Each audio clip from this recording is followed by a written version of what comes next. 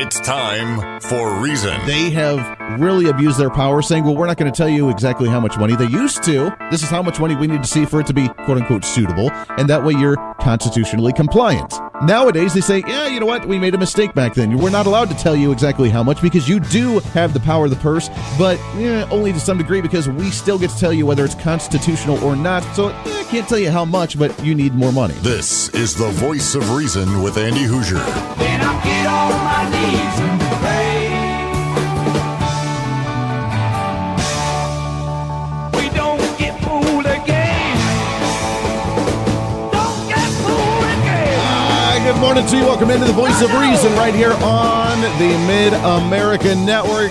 It's the day you've been looking forward to. I got to say, I am ecstatic about today. I am so excited because it's a Friday, because it's a free-for-all Friday, and because we have so many wonderful, absolute wonderful, I am so excited guests coming on the show today. Welcome into it. It's a free-for-all Friday. Let's make it happen. As we do every single week, whatever's on your mind, bothering you, troubling you, it does not matter. Let's have a little fun today, shall we? What do you say? Let's do it. All right.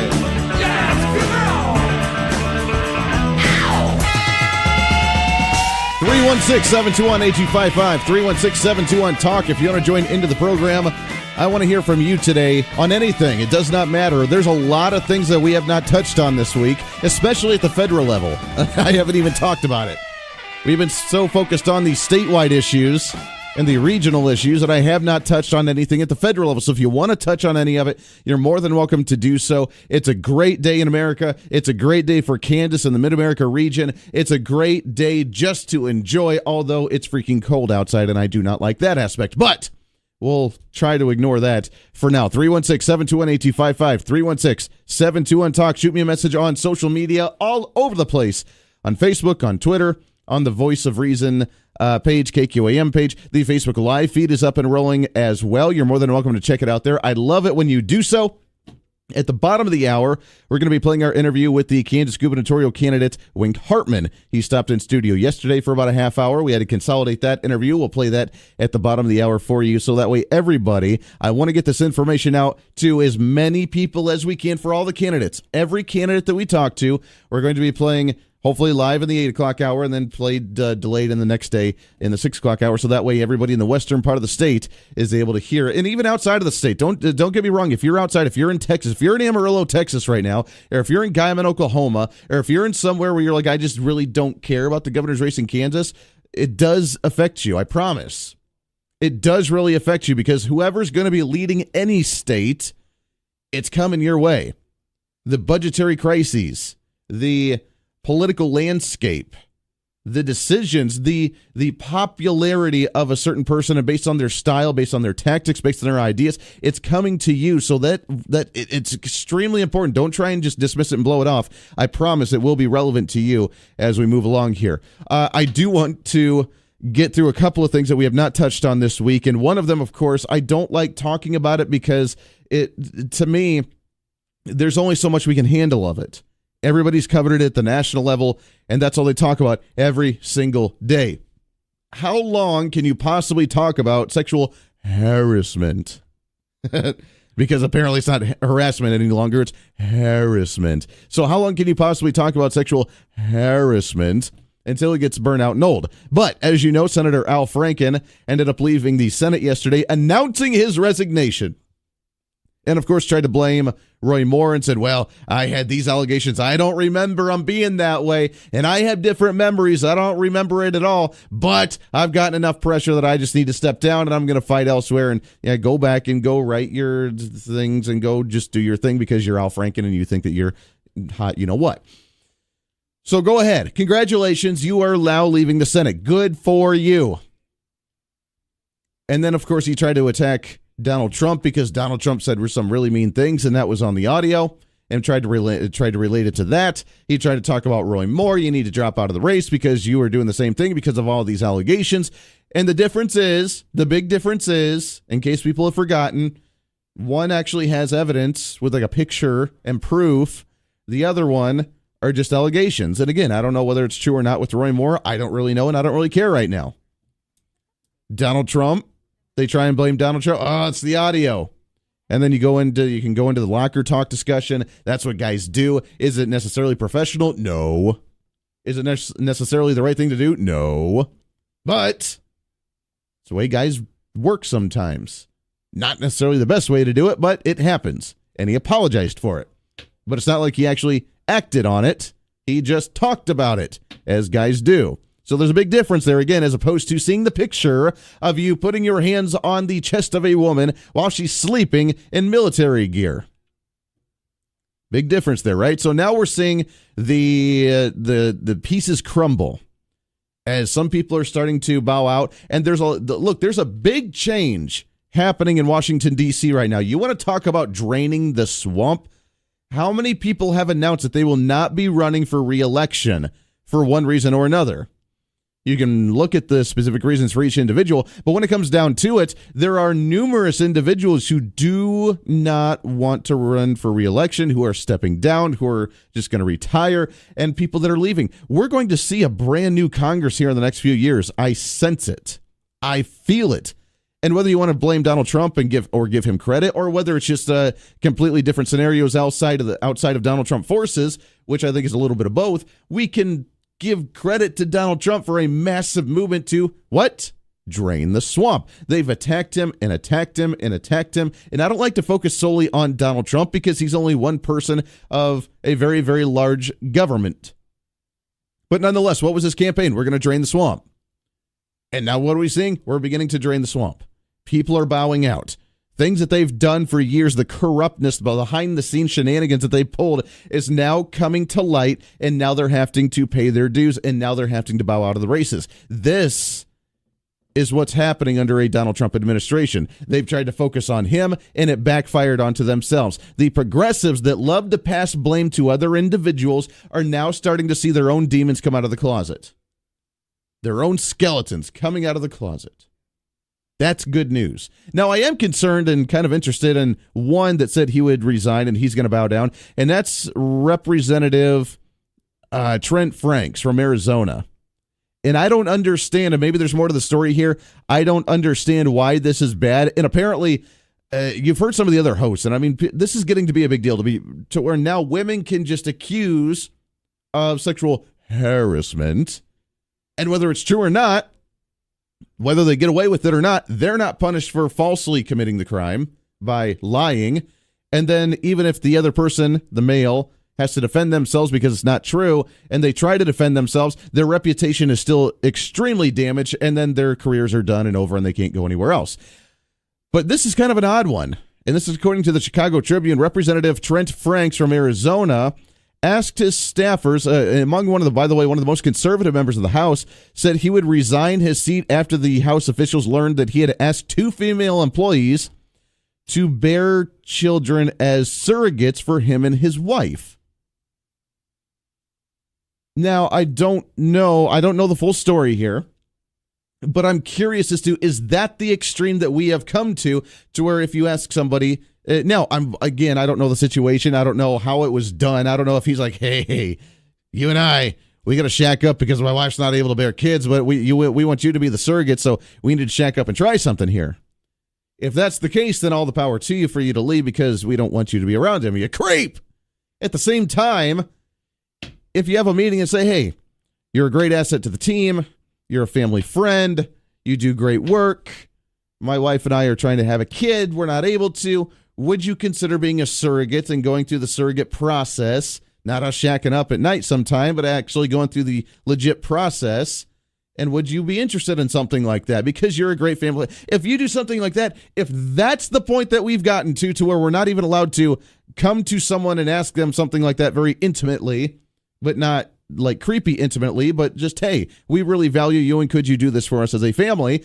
And you have to step down as a seat from that. I'm very concerned of what direction we're going here. If you've listened to some of the other talk show hosts, businessmen are scared to death now of having a closed door meeting with a woman who may be another business person, who may be an applicant for a job, who may just be an employee that's talking about an evaluation, who may be whatever.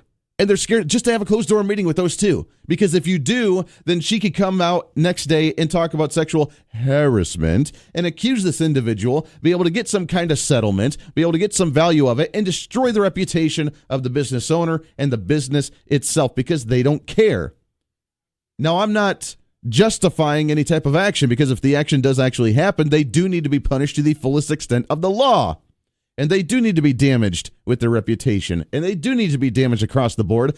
But if it's done falsely, we need to find a way to start weeding this out. And I don't know the situation on how this was done with Representative Trent Franks out of Arizona, a solid conservative from what it sounds like. But come on. You ask some of your staffers. Again, and I don't know the situation on how it was done. I'd like to be a fly on that wall. But a staffer, hey, my wife and I are trying to have a kid. She can't really do so. Can you be a surrogate? And now he has to step down from it, from that? What's this world come to? Nowadays, you're not even allowed to associate. You're not allowed to even say hi to somebody because they take it wrong. You're coming on to me. You're attacking me. You raped me with your eyes because you looked at me and said hi. It's a scary world, and I'm even more concerned about the young generation that are actually trying to find dates because the women see this and they feel empowered to be able to have that much control over a guy, and the guys are scared to death to approach them because they ask them on a date and you're harassing me. I don't know how the young generation is going to be able to find mates later on down the road. Scary deal, my friends. It's a Friday. Let's have a little fun with it. This is The Voice of Reason. Stay here.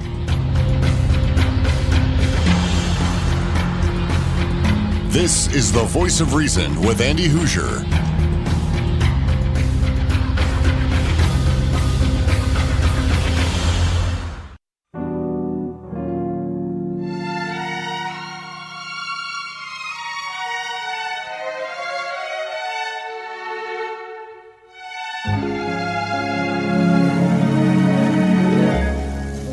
Chipmunks roasting on an open fire, hot sauce dripping from their toes. Welcome back into The Voice of Reason right here on the Mid-America Network. We love having you along. Welcome aboard on a Friday morning. 316-721-8255, 316-721-TALK. The other big news of the day, I got to read this really good. We got some callers on the line here, but I gotta comment on this. You want to talk about absolute pure racism? Here you go. House Democrat John Lewis. What is he, from Georgia, I believe? You know, the big civil rights advocate is going to skip showing up to the grand opening of a civil rights museum because Donald Trump may potentially be showing up for it as well. The civil rights advocate, anti-racist civil rights advocate, not going to be showing up to a civil rights museum grand opening and red ribbon cutting because President Trump, the racist, is going to be showing up to the civil rights museum. Racist! You can't make this up, can you? 316-721-8255, 316-721-TALK. Let's go to the phones here, shall we? Good morning. What's your name? Hello. Hello. Hello. How we doing? Good. This is Pete. I'm sorry. No, that's all right. What's going on, Pete? Well, you know, I was listening to your opening monologue, Yes. and I think you're scratching the surface of what this really is. Okay. If you think about it, what is the basis of society? It's the family. The family, and the sure. nucleus of the family is the man and the woman, the husband and the wife, father and the mother. If you attack the social architecture that leads to those two people coming together, you are attacking the family and thus destroying society. And that's exactly what these progressives want. They want to unravel the fabric of society, and so they are creating this environment of hostility between the genders to further that goal.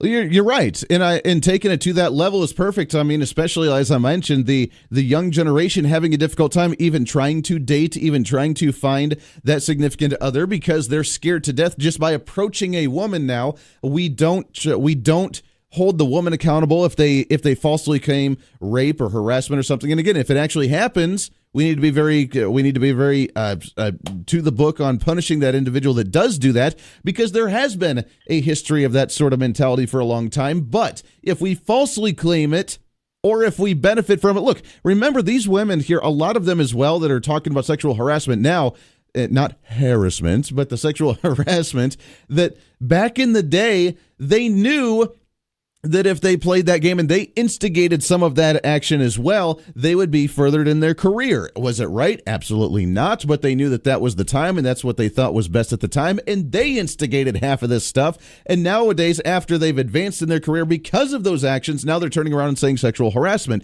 So even then, I mean, if they were consenting at the time, was it right? Absolutely not. But if they admitted that they did that because that's what they knew to do to get ahead in their career, can you really come back now and say, yeah, he said sexual harassed me back then, and now we need to punish him and destroy his reputation, destroy his career, because I can't deal with the baggage from 30 years ago? Well, and two other points I want to make real quick, because I know you're pressed for time. One, if I'm a male employer, why would I want to hire a woman in this climate? Sure, but if you don't, then you're a sexist. And second of all these women in Hollywood especially that have come out and are complaining about having slept with all these producers and directors and what have you.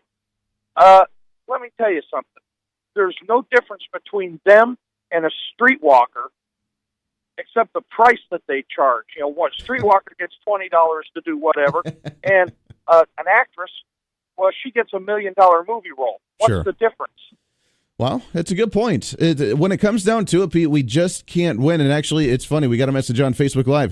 #can't win. We can never win, because you're right. If you're the business owner, you're scared to death of hiring a woman because you don't know what her intentions are. If she wants to be the career person, if she wants to try and work up the ladder because of doing those things behind closed doors, and if she's going to destroy your reputation by falsely claiming or rightly claiming her sexual harassment, am I going to go and hire that woman? No, I'm a little hesitant to do so now. I'm hesitant just to put her in the room with me with a closed door to interview her. I'm a little nervous about this now, but if you don't, then you're a sexist bigot who hates women.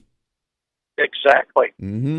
Pete, I appreciate it. That's the way we're in today. And again, you're absolutely right. It goes down to the family values. And we've talked about the family values before, taking the kids away because they're the government. Remember the nice little PSA?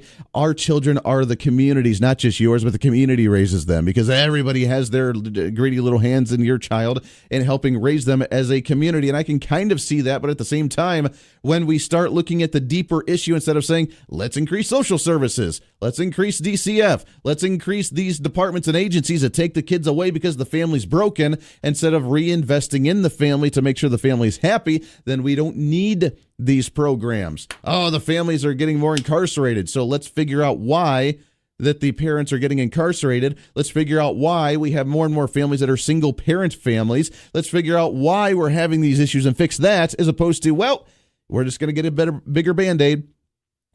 Increase DCF, increase social services, increase this program, that program, and let's have the government take our kids away. And oh, by the way, women, you can just start falsely accusing sexual harassment and rape. If it does happen, by golly, trust me, we're going to come down on these guys. But if you falsely claim it, you need to be punished as well, because you've destroyed the career, you've destroyed the family. The guy's scared to death to even approach you to ask you out on a date, because just by that, you have psychologically raped her by looking at her because you thought she was attractive and wanted to ask her out.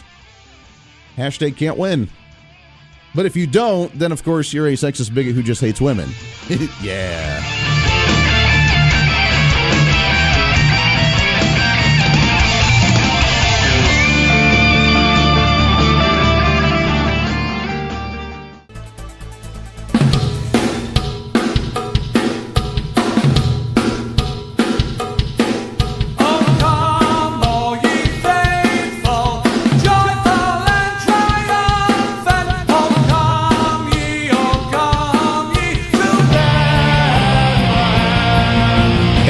Never shies away from a fight. I'm gonna deck your halls, bub.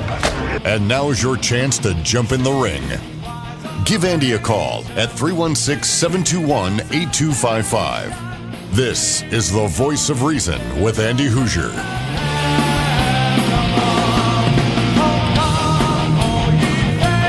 Who would have thought that you could make Christmas rock and roll, baby? That's just what we do on this show. Welcome into the Voice of Reason right here on the Mid-America Network. 316-721-8255. 316-721-TALK. I do want to shift gears just a little bit here. We got limited time, so let's go ahead and play it. Yesterday, we sat down with Wayne Cartman, business owner and GOP gubernatorial candidate 2018.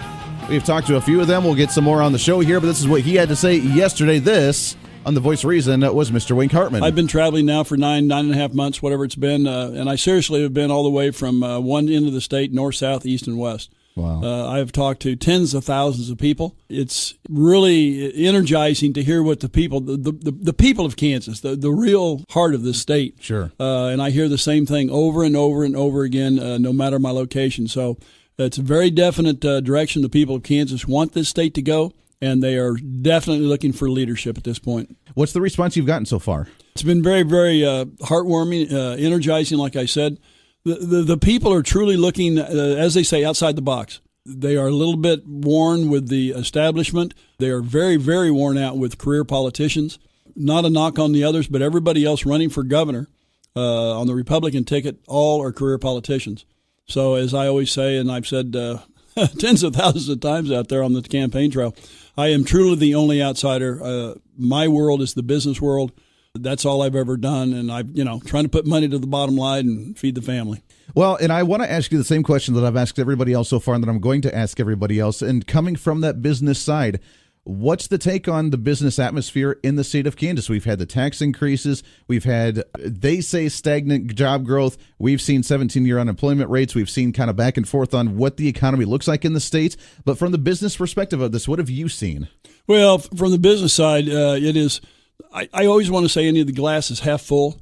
I refuse to, I give in to some of the statistics and some of the rumor mongers. Kansas is the greatest place in the United States from which to raise a family and build a small business. I've built multiple small businesses, and it can be done in this state. It is the best place. I want the United States, and I want our peer group, Colorado, Nebraska, Oklahoma, Missouri. I want everybody to understand Kansas is open for business. I'm highly concerned about some of the rhetoric, some of the discussion on different companies that may or may not come to Kansas. Kansas is open for business. As in the leader of Kansas, that will be priority one to people in the United States to understand we are open for business, and we do want to be inclusive for you to come here. Very, very important. Everybody talks about building jobs. The reality is I've actually done it. Let's talk about your platform a little bit. Going into this session, I got to ask you, the 2018 session, legislative session, some say it's going to be just kind of a done and over, quick, get in and get out, get done because we have the midterms coming up next year. Others say it's going to be a bloodbath. We have the education debate. There's a lot of shenanigans happening in the state, and we're really unstable on what direction we're going to go. At the end of the session in 2018, what do you want to see come out of it for you to say this was a success and we can go into the elections properly? Well, I think you're going to see from day one it's going to be very contentious. You have, in my opinion, 3 different factions up there, possibly even 4, depending on how individuals look at that. To answer your question directly, Andy, I'm very much desirous of the number one issue, as I've covered this entire state, is funding for education. That has to be solved. It has to be put to bed once and for all. We cannot keep the optics out there to, like I said, our peer group. We're going to close the schools July 1st. Well, if you're thinking about moving to Kansas, or you're thinking about bringing a company to Kansas, and you're reading the paper, the schools are going to close July 1st, you're probably not going to come to Kansas. It makes you second guess it. Oh, boy. Well, it pretty well shuts it down, any further discussion of Kansas. I believe very strongly there is plenty of money in the education system. Okay, that may shock a few, but there's plenty of money in the education system. I don't know if the media would agree with you on that one. Well, the media and I need to maybe have a little serious chat. I mean, Jiminy Christmas. But the point is, I call this umbrella of management, upper management. And yes, it is superintendents, and yes, it is principals, non-instructional. Okay, we need to prioritize. We only have so much money in the bucket. Let's prioritize so the teachers, the people that are at the instructional level, that's where the money should be aimed. And that's what a school is, a business to teach children. Mm-hmm. Just like an oil company that I own searches for oil. They teach students. Let's prioritize the money to Tommy and Judy and the instructors and make sure they get that education that they need to prosper in this state. Is there a way that, or is this should be a focal point in the legislature or you as governor, if you end up getting that position, to focus on the powers of the Supreme Court so that way we can start to limit this from future activity as well? Well, I think most Kansans would agree. The Supreme Court has become the the centerpiece of the School of Finance, as we all know. My attitude about that is, and I say it on the campaign trail, if the Kansas Supreme Court justices want to be on the Appropriations Committee, where all monies start, including education, why don't they take their robes off, resign from the Kansas Supreme Court, go run for state legislature, then get yourself appointed to the Appropriations Committee, and you should have a voice that you are elected to represent. I truly believe, not a lawyer, but I truly believe that the Kansas Supreme Court has their nose in some place that they really shouldn't be. Kansas Constitution in education talks about a suitable education. Mm-hmm. That's in the Kansas Constitution. The Constitution, which I respect very, very much like the United States Constitution. Suitable education. It does not speak about adequate, equitable. Those are great words and great terms, but they have been created by our Kansas Supreme Court, and the reality is suitable education. And the people of Kansas, the local school boards, let's get this out of the Supreme Court, back to the neighborhoods, back to the local school boards that were elected to represent those children. Mm-hmm. That's where the decision should be made. Let's shift gears from education a little bit. I know that's probably been one of the bigger hot topics on the campaign trail everybody brings up. Yep. But the other one is last session, largest tax increase in state history. Retroactively, by the way. They say it's not retroactive because it was January 1, not the year prior. But still, we're going to owe 6 months' worth of that difference when we file our taxes in April next year, along with another tax rate increase come January 1, 2018.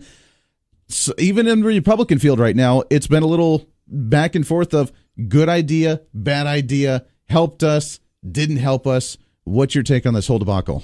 Well, since 1861, when we became the great state of Kansas, this is the largest tax increase on record ever. Keyword ever. Ever. Now, the other word that you used, which my ears kind of catch on fire a little bit, is retroactive. Yes. Wow. Ex post facto. You put the money that you've earned, worked hard for, and you put it in your billfold of your purse, and, you're going to go to Walmart, and, you got to buy groceries for the week for your kids or tennis shoes or whatever it may be. Oh, excuse me, sorry. I need to take some out of your purse or your billfold. I know that you earned it, and I know it's past tense, but don't worry about those things. I need that money back. Right. That is the most unbelievable thing that I have ever seen in politics, and believe me, I've been around a long time, and I've seen a lot of things that are very unusual, but that is totally unacceptable. Now, Andy, let's look at the realities. I own 5 or 6 businesses, which I'm very, very involved in. If I create something in the world of business that I'm included in, and I do something that's going to decrease my revenue, I make an act and I go, oh, Jiminy Chris, my revenue is going to drop by 50% in company X. Well, what should I do? Jiminy, I'm going to sit down with my budget, and I'm very quickly, not years later, very quickly, within days or weeks. Like before it takes effect sort of thing. Oh, yeah, kind of before the blood runs, but then the damage is done. I'm going to take and have to offset that decrease in capital because I know it's going to happen because I created it. So I'm going to have to find efficiencies. I'm going to have to find other things I can do to tighten my belt, right? So I get things to match because I just can't go down the road, obviously, spending money I don't have. So that's the key. What did the state do? They put a tax policy in place, which, quote, overall wasn't that bad. The implementation was terrible. What they did, they took the checkbook, your money and mine, they took the state's money, they took the people's money out of the desk drawer and started writing checks at a horrific rate. How in the world can government, can state leadership look the people in the eye and say, gee, we created a situation to save you money. Okay, good. But in the very next breath, we spent an additional $300-500 million extra that we didn't have above and beyond what we spent before. Mm-hmm. So not only did we tighten our belts, find efficiencies, that was totally neglected. We just continued, the state, continued to spend money above and beyond what they had in the past. Sure. It was doomed to fail. I mean, anybody knows when you're marching to the cliff with no parachute, maybe you better turn around and look behind you. So I refer to it in like the interstate. The interstate has rest stops, right? Wow, called rest stops. Get off the interstate, rest, have a sandwich, whatever, take a nap, whatever you do at the rest stop, right? Mm-hmm. There should have been rest stops in that policy. At the end of the year or at a given time frame, there should have been an open window where we sit down. How are we doing? How are we meeting revenue? Are we hitting our estimates, et cetera? Oh, no. We put blindfolds on and marched dutifully to the cliff because the legislature was unwilling to go back and see if the policy was working. And so we waited till the policy was not working, until it failed, and then we had to take money out of the people's pocket retroactively. Wayne Cartman, businessman and candidate for governor 2018. How can people get a hold of you in your campaign if they want to help out? Well, Jiminy Christmas. Wayne Cartman, Kansas.com would be a great place. And Andy, now that you mention that, yes, there's a little square that says, donate. Donate. Donate. That's right. That button right there. Oh, yeah. And you know the little mouse? Unless you have touchscreen or some other method. But just click on that little donate and don't be proud. I'll take $5, $10. Just love to hear from everybody out there. Thank you, Andy, and God bless. There it is. That was Wayne Cartman. We talked to him yesterday right here on the program. Appreciate him swinging in studio. We're going to have some more gubernatorial candidates coming on the show here in the coming weeks. Stay tuned for that because there's a lot more to get to as we talk. I mean, how big is the field now? 10 candidates, 8 candidates, 12 candidates for the Republican side alone. There's a debate scheduled for February. We'll have more information on that coming soon as well. But before the debates, we'll talk to every single one of the candidates on this program. I promise you, I guarantee you, it's going to be a lot of fun to get your take on all this. We may have to as well. I haven't done it in a while, but when I come back from vacation next week, which I'm really excited because I haven't taken a vacation in I don't know how long, 5 years, 6 years. Doesn't matter. But when I come back, we may have to do another poll in order for you to gauge your thoughts on the gubernatorial race right now and your choice at this point in time on the Republican side. Lots more coming up here. This is The Voice of Reason. Stay tuned. This is The Voice of Reason with Andy Hoosier on the Mid-America Network.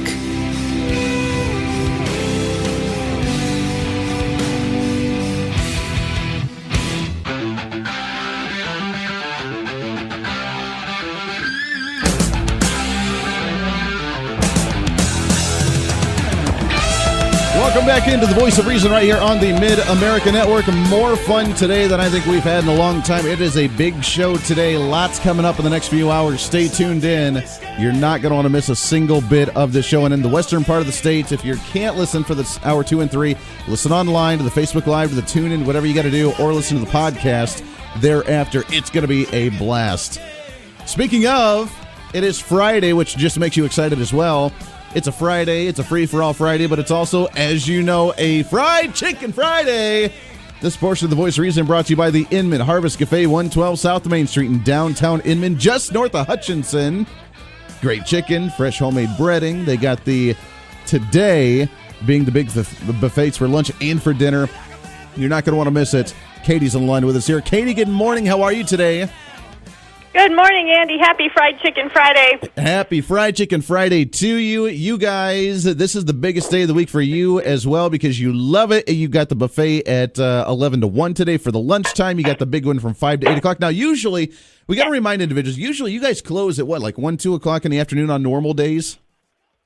Tuesday, Wednesday, and Saturday we close at 2, yes. 2 o'clock. And then Thursday and Friday we're open until 8. 8 o'clock. So you got 2 days of the little bit longer days, but people they're jonesing for you for dinner time because it's just that amazing.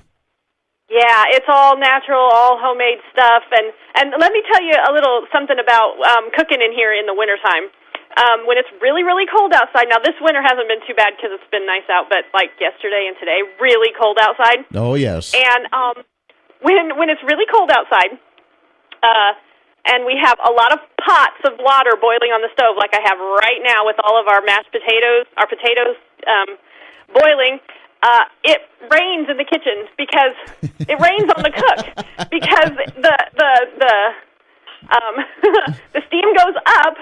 And then it's really cold where our ventilation system is. And so the condensation collects on the top of that, and then I have to wear like a hood. It comes right on down. Because it rains on me. You need to make a little umbrella hat to wear while you're in the kitchen. See, that would be fantastic. I know. Yeah. So it's actually a really fun time in the winter. It's cold.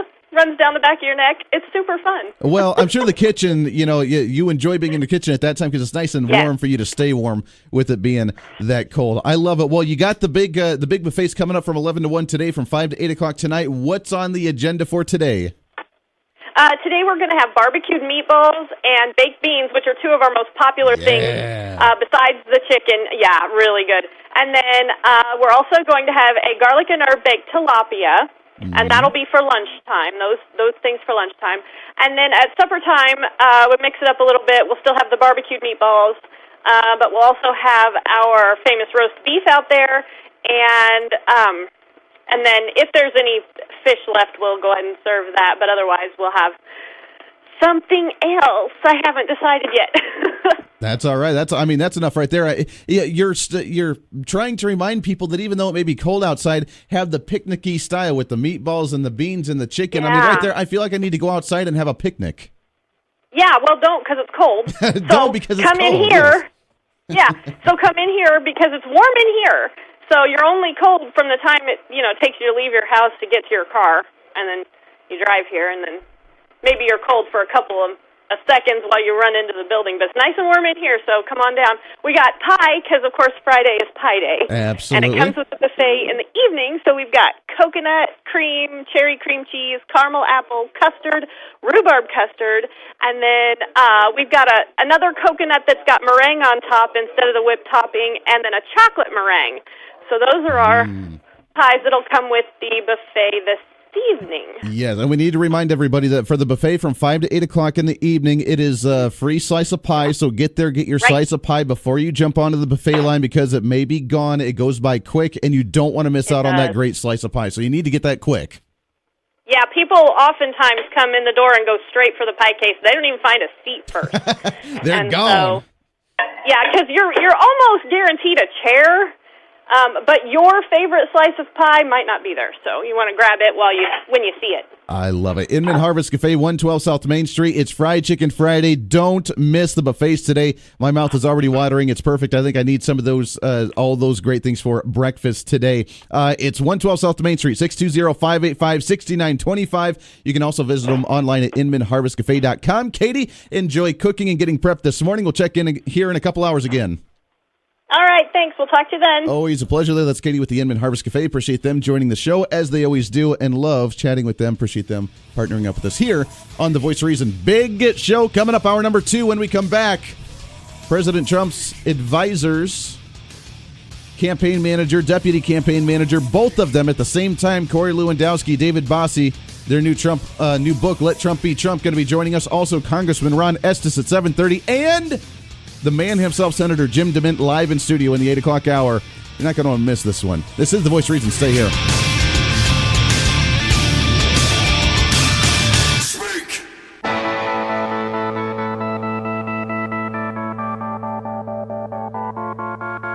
It's time for Reason. They have really abused their power, saying, well, we're not going to tell you exactly how much money. They used to. This is how much money we need to see for it to be, quote-unquote, suitable, and that way you're constitutionally compliant. Nowadays, they say, yeah, you know what? We made a mistake back then. We're not allowed to tell you exactly how much because you do have the power of the purse, but only to some degree because we still get to tell you whether it's constitutional or not. So I can't tell you how much, but you need more money. This is The Voice of Reason with Andy Hoosier. Then I get on my knees and pray.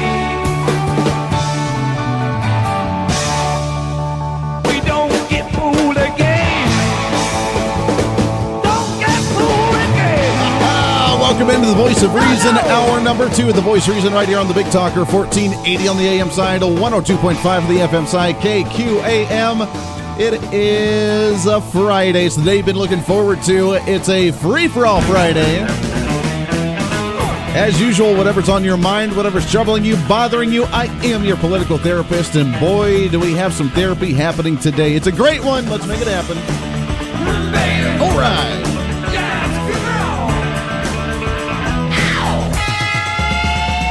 721-8255, 721-TALK. If you want to join into the program, I want to hear from you today. What's on your mind? Shoot me a message on social media, on the Facebook page, on the Twitter page, at Hoosier Reason. The Facebook live feed is up and rolling as well. You can do that. I got to say, we have an opportunity here, which I don't know how we were able to make this happen, and I'm honored, I'm grateful, I'm blessed. I don't know how this continues to happen. But as we grow this show, we grow the excitement. We grow the opportunities. We grow, the people that we're talking to today, It sounds like it would be on a nationally syndicated show. Now, these people are, of course, going around and doing their tour for their book signing anyways, but they're on national shows. How we got them in a local market is really, really cool. And I'm so excited. We sat down with them yesterday. President Donald Trump's personal advisors. Now, they were the Corey Lewandowski, who was in town just a few weeks ago, as you know, was the campaign manager for President Trump during the campaign. David Bossie was the deputy campaign manager for President Trump during the campaign. Now that they've won the election, they have written this book. They're both advisors to Trump in the White House, and they advise him on what's going on and his take on different issues. Kind of a big deal. And they're all over the place. The new book is Let Trump Be Trump, as they talk about what it was like on the campaign trail. Now, as you know, I was not the biggest fan of President Trump at the time. I was a Ted Cruz supporter until the general election, and then, of course, I shifted gears to support President Trump. He was not my first choice. I don't think he was even really my second or third choice either, for that matter. But I have to admit, the more that I listen to Donald Trump, the more that I watch what he does, the more that I watch what's happening in Washington, D.C., the absolute chaos, the panic, the fury coming from the left, the fury and the panic and the chaos from the media, I enjoy him more and more. I cannot get enough of it. I love it. And the more we think about it, and we try to put on, we try to look at the positives going into the general. When personally, when I wasn't the Trump supporter, I was looking at the positives because that's what I do. I am a happy-go-lucky, positive kind of guy. I see the silver lining in it. And when we did so, we realized that what we needed really was just the person to come in and overturn the tables, because it's so ingrained that they love playing the system against the people that have good intentions. You may be philosophically solid, whether you're a conservative, a constitutionalist, a libertarian. You may be solid on your vision, and you are a purist, and you will never let anybody waver on your thoughts. But they know how to play the system against you to where you're irrelevant in the system. And until we get that back, we need someone who doesn't have, or it's not ideologically driven. We just need someone to shake it up. And President Trump has done that very well. So we sat down yesterday. It's time to play that interview. Corey Lewandowski, David Bossie, President Donald Trump's advisors, right here on the Voice of Reason on KQAM. Corey Lewandowski, David Bossie on the line with us here. Corey, David, how are you, my friends? We're great. Thank you for having us. Oh, it's an honor to have you guys on. Corey, let's start with you. You were actually just in Wichita about a month or so ago. I got to go to that event. It was an honor to be able to meet you there. And you talked a little bit, kind of a tease about what this book was. But being the former campaign manager for President Trump, I remember seeing the expose, Let Trump Be Trump, during the entire time, which people thought was a bit of a risk. What was your guys' mindset this entire time during the campaign? Well, what we talk about in this book is this is the true insider's version of what took place from my tenure at the very beginning all the way through when Dave was there, all the way through the transition until Donald Trump was sworn in as President of the United States. And this is a behind-the-scenes look. And what Let Trump Be Trump means is when you have a man who has been as successful as he has been in New York real estate, in the literature world with books, in television production, you don't try and change that individual. You try and help him. And what Dave and I tried to do and what we talk about in this book is the fact that candidate Trump won 99.9% of that race, and the rest of us, all of the rest of the staff combined, won 0.01% because it was all him, and Let Trump Be Trump is about the notion that he was going out and doing this almost single-handedly through his sheer veracity of a campaign. Absolutely. David, being the deputy campaign manager for President Trump, talk about just his style, him wanting to go. I mean, he's a little bit older, but everybody talks about all the insane amounts of energy that Donald Trump has on the campaign trail. Well, he's just a machine. He's a motor that never stops running. He drove much younger people, 25, 35, and 45-year-olds, into the ground. We ran that campaign, and one of the reasons that he won was he just outworked. He outgridded Hillary Clinton. He beat her at every turn, and he was doing more events, seeing more people, touching more people at every turn in every state around the country. And that's the reason. One of the reasons was just that, and it was his incredible motor that just kept going. It happened to be fueled on fast food, and that was because we were always going. We never sat down for a meal. We were always on the go. Wow, unbelievable. Corey, talk to us about the day of the election. All the polls said that Trump had no chance whatsoever, that it was going to be a landslide. The entire election, really, for the general election, Hillary Clinton was going to be the next president, and there's no way about that because Donald Trump has too much baggage. He's a racist. He is a bigot, yada, yada, yada. What was going through your guys' mind on the day of election? Well, we detail this very explicitly in the book because it's such an important point, and the book actually opens on election night with Donald Trump making a very gracious speech now that he is elected the President of the United States. And Dave was there in New York the entire time, from the minute that the first bad polling data came in that showed, the fake news was showing that he was going to lose, all the way up until the fact that Dave was in the room when the president was notified, when the phone call came in from the Associated Press that said, we are calling the race and you are now going to be the President-elect of the United States. So this is the insider's account. And, at that time, I was on CNN. I was listening to the people who said Trump would never be successful. I was listening to the people who said children are going to bed tonight not knowing if they're going to have a safe place to wake up tomorrow. That was the narrative from the mainstream media. And what this book talks about in intimate detail is what it was like in those gut-wrenching moments when the campaign is told at about 5 o'clock in the day that you have no chance to win, and the difference of what a few hours makes. I can only imagine the excitement that happened in that room and just the environment all around. Going in, swearing into the presidency. I mean, Donald Trump is President Trump now. He's a high energy guy, as you mentioned. He had a big agenda. He knew what he wanted to do. And being in the business private side, things move very, very quickly. What's been kind of the hardships and the struggle of the transition going into the public sector and trying to anticipate things that we can get done, but everybody wanting to drag their feet? David, start with you. What's your take on this? Well, look, I think this president is frustrated with what's going on in Washington. He is he's a guy who came to Washington to get it done for the American people, to have success for the American people, to work hard to get Washington back on track. And what's happened here, in the last 10 months is the president's not been able to get Congress to do anything.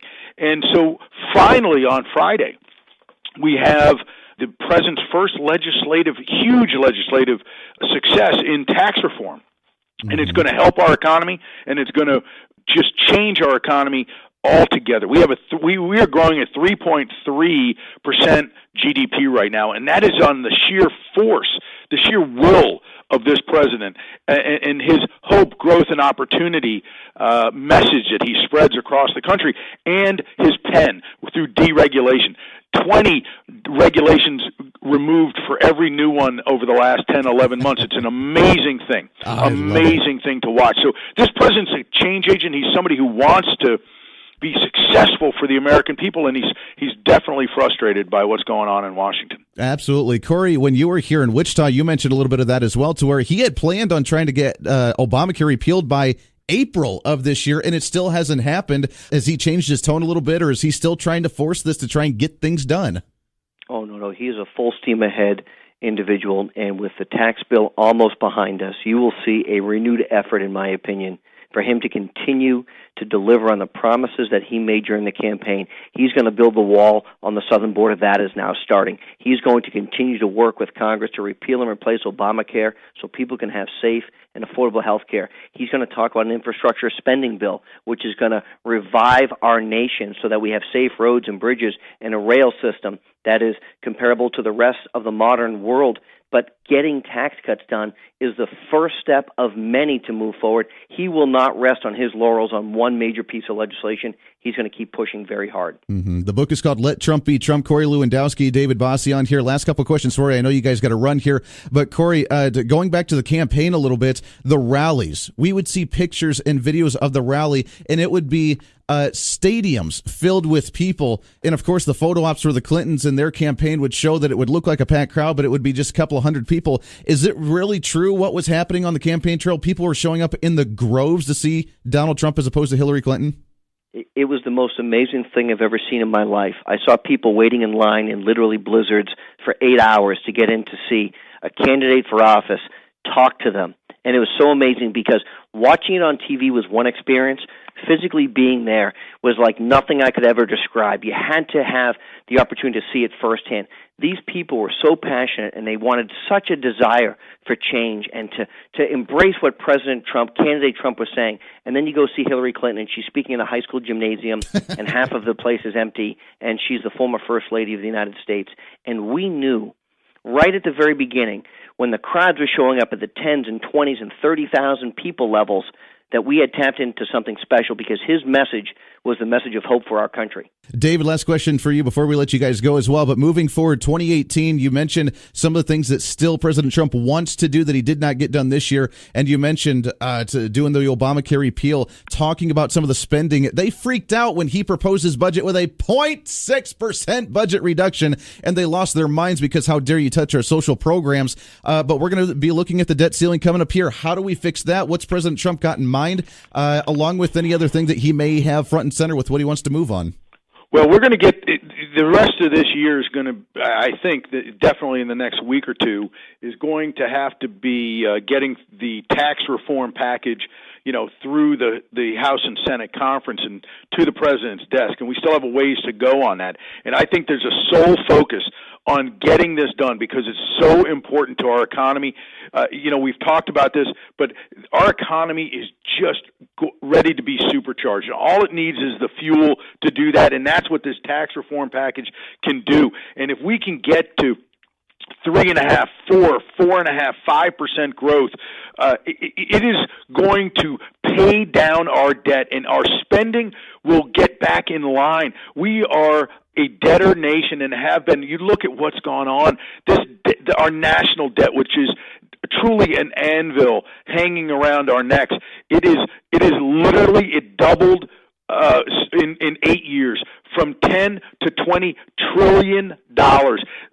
We are putting our grandchildren in debt before they are born. It is an unbelievable irresponsibility that we just need to take control of, and that's what the president is committed to. So, and you could look throughout the campaign, and that there were issue after issue that this president wants to get done for the American people, and that's what we do. We talk about all of those things in Let Trump Be Trump, the backstory of all of those important issues, from building the wall to illegal immigration and getting that under control, to our economy, to our national security.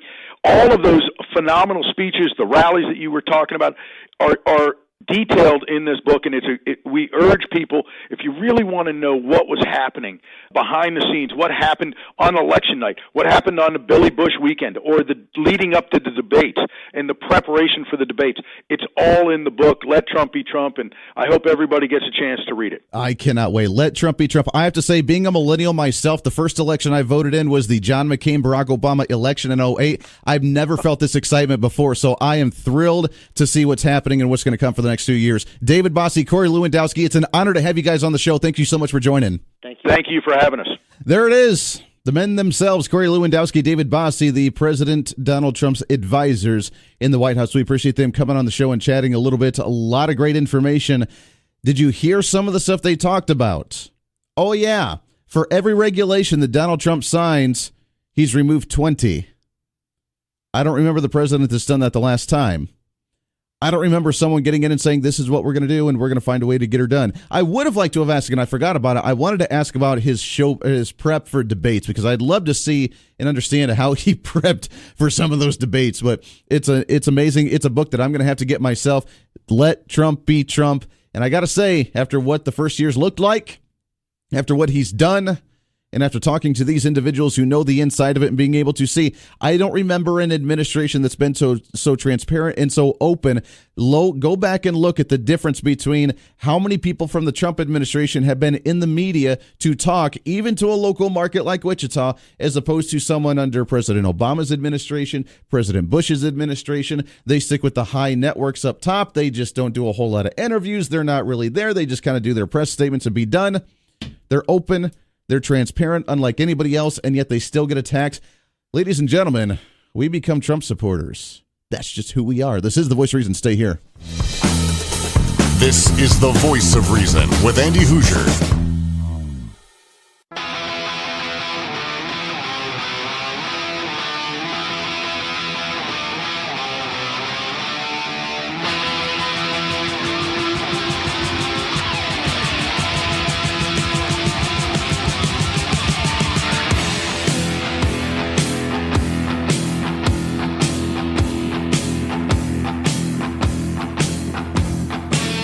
Welcome back into the Voice of Reason right here on the Big Talker KQAM. Appreciate you hanging out with us today. It's a Friday morning. Welcome aboard. Lots to get to. Thanks again to Corey Lewandowski, David Bossie joining the program. Coming up at the bottom of the hour in just a few minutes here, Congressman Ron Estes going to be joining, talking about national reciprocity. As you know, we had a big conversation about that yesterday, as we had Mark Walters, host of Armed American Radio, on the show, talking about the national reciprocity bill. It passed through the House with Democrat support, by the way, going to the Senate, potentially being passed and signed on to the president before the end of the year. You being able to carry your firearm in any state, as long as you have the right requirements for your own state that you reside in for your concealed carry or constitutional carry, then the other states must respect that. The largest gun success and gun promoting, Second Amendment promoting bill since the Second Amendment. Big news. Now, the big news was also the Fix Nix amendment to that as well, that not a lot of people did not like. We'll discuss that and more with Congressman Ron Estes coming up in just a few minutes here. This portion of the Voice Reason brought to you by Network Consultants. Business owners, I know it's the holidays. I know you don't want to focus on this because, well, you may be a retail store, you may be a restaurant, you may be a store that's really busy during the holidays, and whatever, we'll fix it later. Don't wait, because the more time you wait and the more things that happen with your computers, whether it's a virus, whether it's getting hacked, whether it's crashing, whether it's losing data, whether it's not working and communicating on the shared files with your network, it's going to cost you money later on down the road. It's going to cost you time and energy. You need to maintain it before it actually breaks. Network Consultants is an infrastructure company, and they can help you with all of that. Firewalls and sonic walls, VPN backup solutions, cloud setup, network communication, database and database safety and security. All you got to do is give them a call, and that way you can prevent the issue from happening before by maintaining it in the first place. Call them, tell them I sent you, and you'll get a free network analysis. They'll come out and visit your business, help you any way that you can, even help guide you to manage your own network. I don't know anybody else that actually does that. They have month-to-month plans available. You do not have to do any long-term agreements.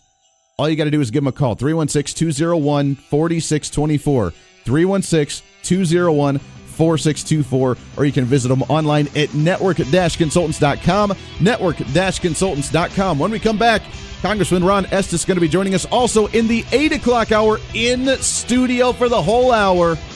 Senator Jim DeMint. Kind of a big deal. Looking forward to that coming up here in just about a half hour. This is The Voice of Reason. Stay here.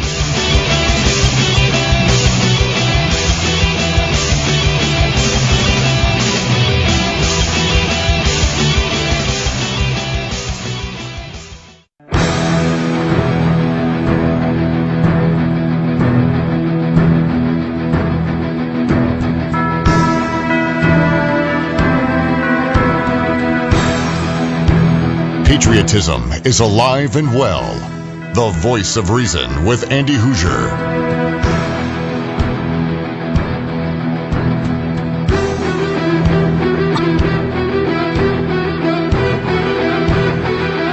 Welcome back into the Voice of Reason right here on the Big Talker KQAM. Rolling along a Friday. We appreciate you hanging out with us today. 721-825-5721-TALK. It's a free-for-all Friday, whatever's on your mind. Lots to get to today. And as you know, at the top of the hour, we played our interview with Corey Lewandowski, David Bossie, President Trump's advisors and former campaign managers, talking about the new book, Let Trump Be Trump. Let's shift gears just a little bit here as we wrap up the year of 2017. It's been a wild year, hasn't it?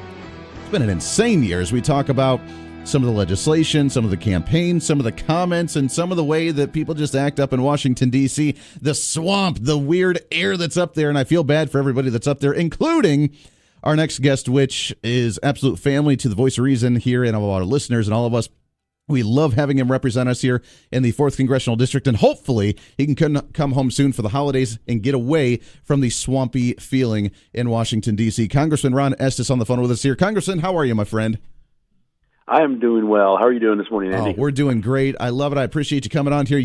I know it's kind of the end of the year and everybody's trying to wrap up, but boy, oh boy, you guys have been busy up in D.C. with the tax bill, which we have to say was a huge success being able to get through the House and the Senate. Now it's sitting in the committee. Before we get into the big issue with reciprocity and some of the other things, talk about the tax bill. Where's it at in the committee right now? What do you think the final bill may potentially look like, and when do you think it'll get to President's desk?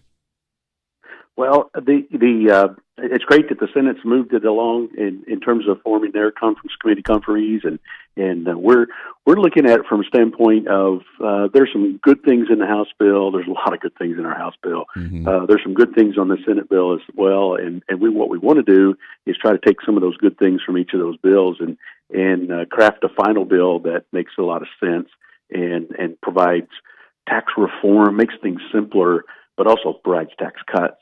And so I expect next week, it would be great if they could get it done by next Thursday. We're scheduled to be here through Thursday of next week and then come back the following week. But if they really get moving fast, which doesn't always happen in Washington, but if they get moving pretty fast, we could have that voted on by Thursday, which would be great. Get that over the president's desk and be a nice Christmas present for all of us in America. Boy, wouldn't that be nice? I would absolutely love that. Now, you mentioned the two different bills kind of blending together, and you're right. I'm more favorable to the House bill than the Senate bill. However, I really, really hope, and I think it would be included with how big of a deal they made of it, but on the House side, or I'm sorry, on the Senate side, with Senator Rand Paul's amendment to it with repealing the individual mandate for Obamacare. Do you think that's going to be in the final bill? Well, like you, I'm more favorable to the House bill as well. I think there's some great things in there. It's starting to look like from some of the internal discussions we're having, it looks like that the repeal of the individual mandate will be included. That's not confirmed yet. The conferees are sitting down and working through that. But we've talked a long time about all of the problems with Obamacare, and just repealing the individual mandate relieves some of the burden on some of us, but it doesn't change the regulations. Sure. And so one of the reasons why we didn't include the repeal of the mandate in the House version is we didn't want it to just be used for pay-fors for some deductions or things like that weren't necessarily simplifying the tax code. And so there's still going to be some discussion about that, whether that makes sense or not. But there's about $338 billion is what they estimate the fiscal note is on repealing this individual mandate. Wow. Well, and I would think that it would have to be in the final bill. If the Senate's the one, which, by the way, is the hardest to be able to get anything through with how narrow of a Republican-Democrat line they have, if they created it and it was able to pass, then I don't see why we wouldn't be able to include it in this final bill unless there's some shenanigans that happen behind the scenes there. So that's hopeful. Just real quickly. One of the question marks around that in terms of how it's out there is that because you start to interject more health care discussions along with the tax, and that makes it a little bit more complicated for people to look through. Sure, that's true, and I mean we don't want to blend the lines between tax and health care because we want to address one issue at a time here.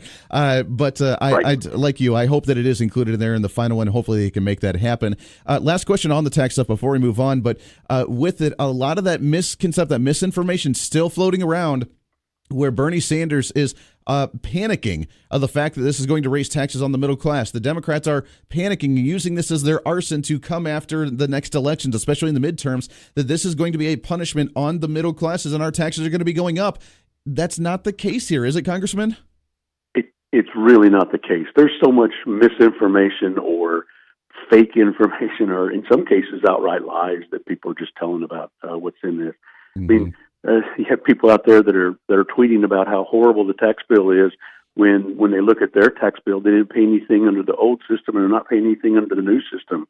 And so, the complaints are just false. And what we need to do is, yes, there's some of those deductions that are changing, some of them that are going away.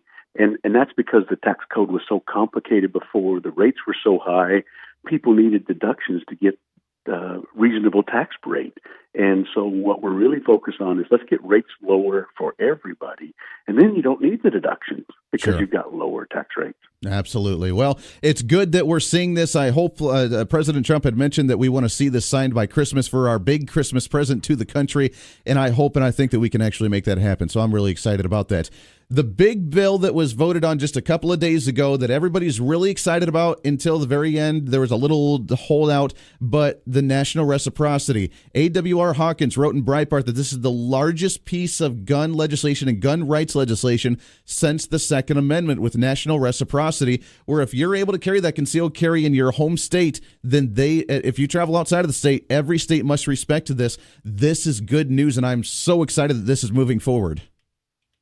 That really is a huge thing for Second Amendment rights and for common sense for all of us.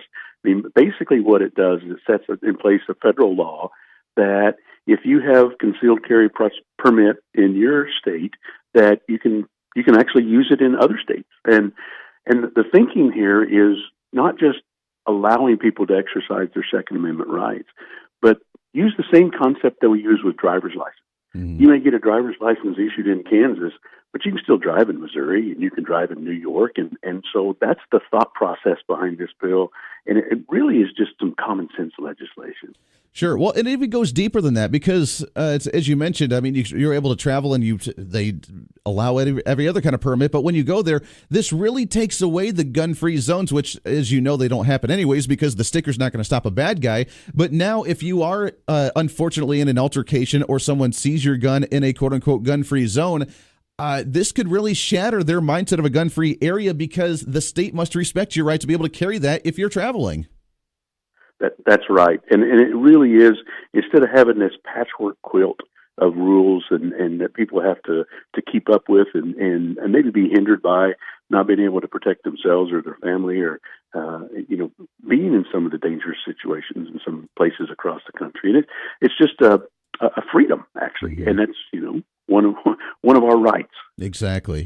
Now, there was a piece of this, too, and I want to briefly touch on this. We talked with it at greater extent yesterday with Mark Walters, host of Armed American Radio, about the bill that was attached to it, which was the Fix NICS bill. And a lot of people had claimed that this was going to expand the database for background checks. This was going to create a lot more gun regulation, and it was a really bad thing being attached to the National Reciprocity. What's your take on that Fix NICS, and does it taint it enough for some Republicans, do you think, to may not support this?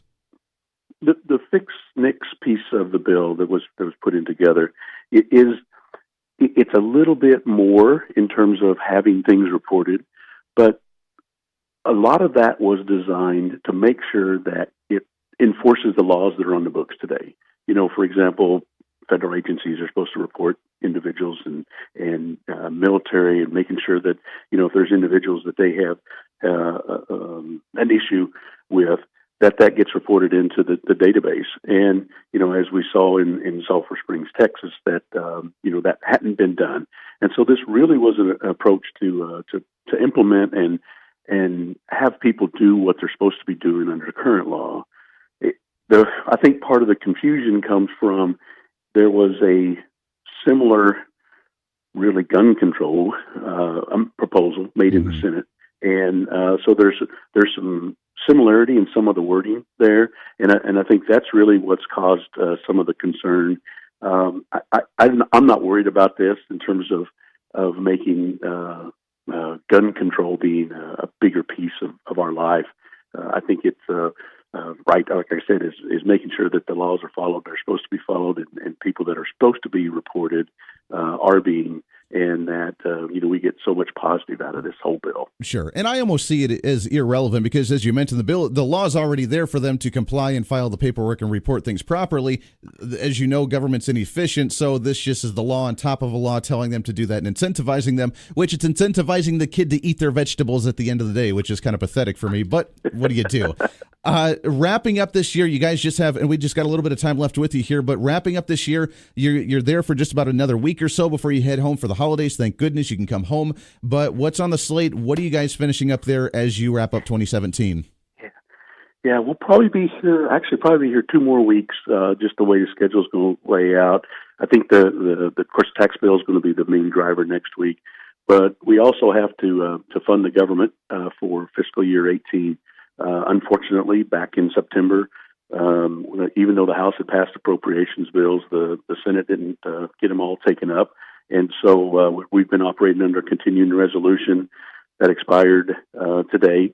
And so last night we voted to extend that for 2 weeks, and then ideally look at how do we get enough appropriations done, get some good things passed. For example, a pay raise for our military and some spare parts for our military. That's part of the big piece that we want to push on that. And the really sad thing last night was that the Democrats voted to let the government shut down. They voted against keeping funding going forward. And so we're trying to get the right things done, trying to make sure that we get the right vote and funding done before Christmas, so people don't have to worry about that over the holiday. Well, 2018 is going to be our year. Now that we've done, hopefully, before the end of the year, the tax reform, as you mentioned, we can start looking at the spending and the budgetary issues come 2018, and it's going to be our year to make the drastic changes. Congressman Ron Estes, it's always an honor to talk to you, my friend. Merry Christmas to you and the family. Hopefully you can come home soon here. You're part of the family here with KQAM and with the Voice of Reason, with myself and with all the listeners. We love having you represent us,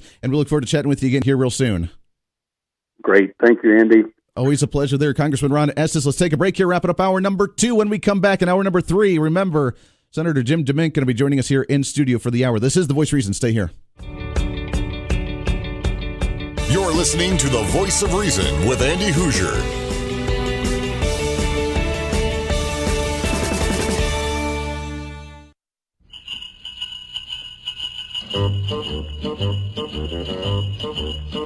Hey, jingity-jing, it's Dominic the donkey, jingity-jing, the Italian Christmas donkey, la la la, la la la la la la la, la la la, la la la la. By the way, the best Christmas song of the season.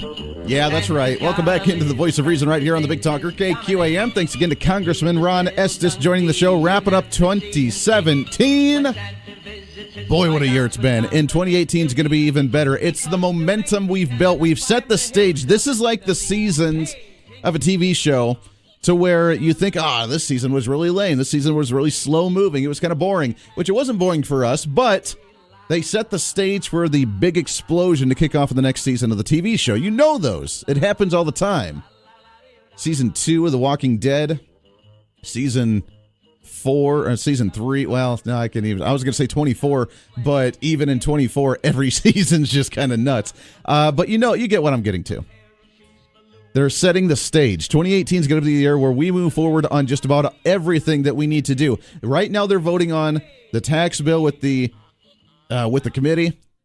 Different both chambers are working on the different budgetary things, raising the debt ceiling. Unfortunately, there's nothing we can do about it right now. Would I like to see the government shut down? Sure, why not? I got no problem with that. But let's take it next one step at a time here. Once we do the tax reform, let's focus on the budget. And just like what David Bossie said in the first part of the hour, when we start looking at the budgets and we start seeing 3%, 4%, 5% GDP growth, and we see major growth in the economy, and we start focusing on our budget, we could actually get on like a Dave Ramsey payment plan to start paying off our debts at the federal level. Imagine that. It's going to be wild.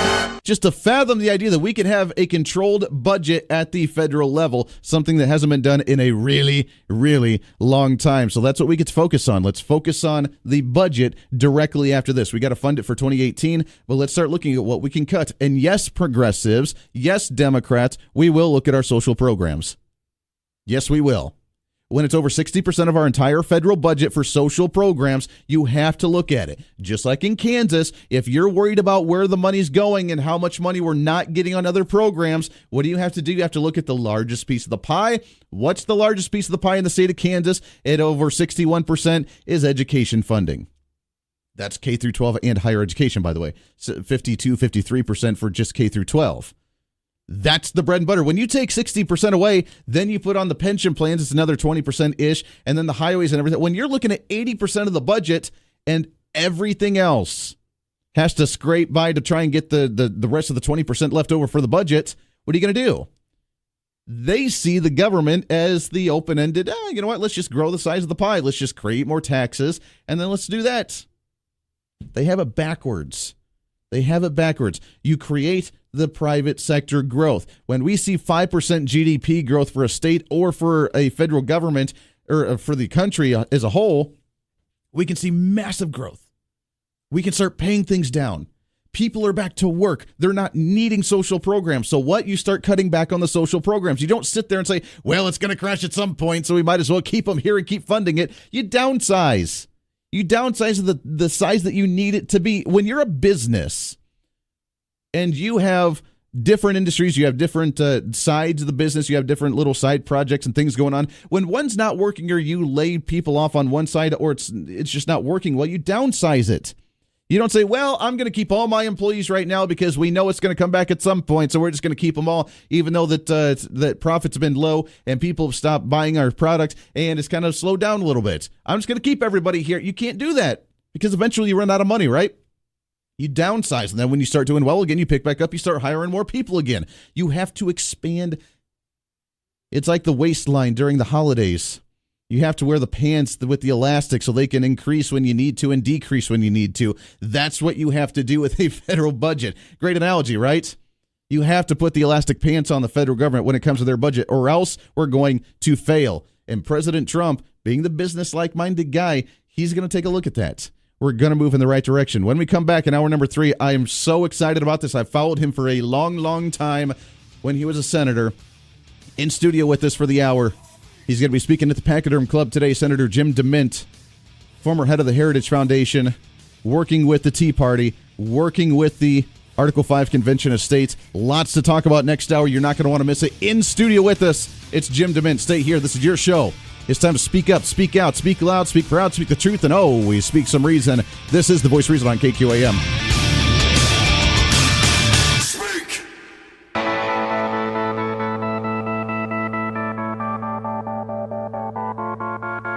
It's time for Reason. They have really abused their power, saying, well, we're not going to tell you exactly how much money. They used to. This is how much money we need to see for it to be, quote-unquote, suitable, and that way you're constitutionally compliant. Nowadays, they say, yeah, you know what? We made a mistake back then. We're not allowed to tell you exactly how much because you do have the power of the purse, but only to some degree because we still get to tell you whether it's constitutional or not. So I can't tell you how much, but you need more money. This is The Voice of Reason with Andy Hoosier. Then I'll get on my knees and pray. We don't get fooled again. Welcome in. It's hour number 3 of The Voice of Reason right here on the Big Talker, 1480 on the AM side, 102.5 on the FM side, KQAM. It is a Friday. Whatever's on your mind, whatever's troubling you, this is the way we roll on a Friday, wrapping up the week. I'm your political therapist. Let's work through it together, shall we? Come on. Let's do it. 721-8255, 721-TALK. If you want to join into the program, I'd love to hear from you today. Shoot me a message on Facebook on the Voice Reason page, on the KQAM page, and on the Twitter at Hoosier Reason. The Facebook Live feed's up and rolling as well, and you're not going to want to miss it. As you can see, we got the dual screen rocking. I am so excited about our next guest here. We've had some great guests, by the way.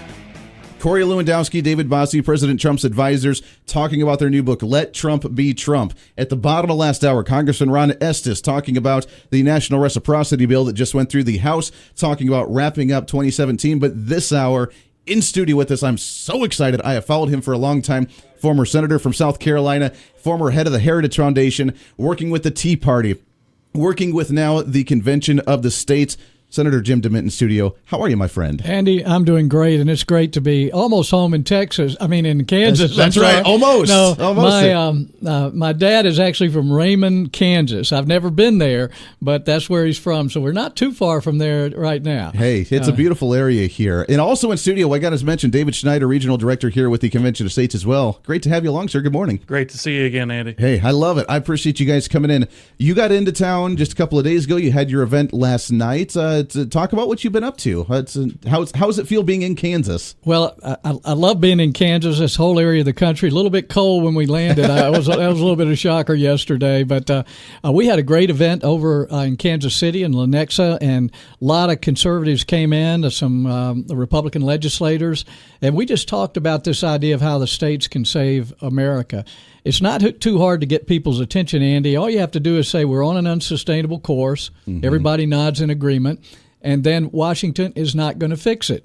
Sure. Everybody nods in agreement. And then, so, okay, what is the solution? There is only one solution that our founders gave us that's a constitutional, peaceful way to do it.